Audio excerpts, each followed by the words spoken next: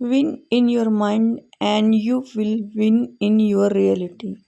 अशा प्रकारचे आपण अनेक मोटिवेशनल स्पीचेस आपण पाहिले असेल की जे मोटिवेशनल स्पीकर्स देतात. थिंक बिग, डू ॲक्शन्स,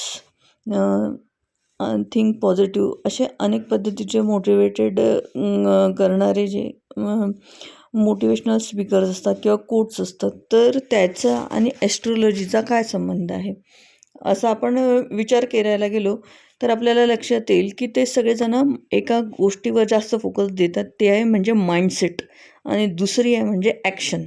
तुम्ही कधी पण पहा ते एकच गोष्ट म्हणेन की तुमची थिंकिंग चेंज करा आणि ॲक्शन घ्या. तुम्ही फेल व्हाल ठीक आहे, की काय जिंका ठीक आहे, प्रोग्रेस मिळेल नाही मिळेल, परंतु तुम्ही ॲक्शन घ्या. याच्यावर एक फोकस राहील आणि तुमची थिंकिंग चेंज करा, याच्यावर फोकस राहील.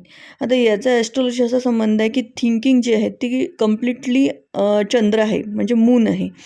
तर आणि ॲक्शन जे आहे ते मार्स आहे.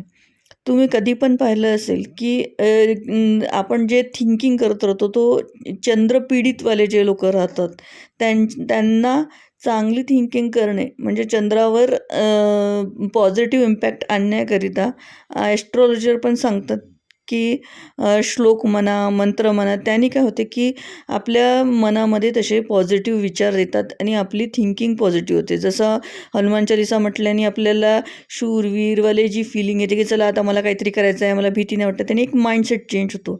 आणि दुसरी गोष्ट म्हणजे एक्सरसाइज करायला जा, जिम करायला जा, सूर्यनमस्कार करा, योगा करा, याच्यावर पण आपल्या याच्यामध्ये भर दिलेला राहतो. तुम्ही कधी पण ॲस्ट्रॉलॉजरला पाहा ते सांगेन तुम्हाला की वॉक घ्या, सूर्यनमस्कार करा, योगा करा, ब्रिदिंग करा, कारण की ते काय मंगळाशी रिलेटेड आहे आणि ते काय ॲक्शन आहे. म्हणून दोन्ही गोष्टींचा आपण समन्वय साधण्याचा प्रयत्न करतो.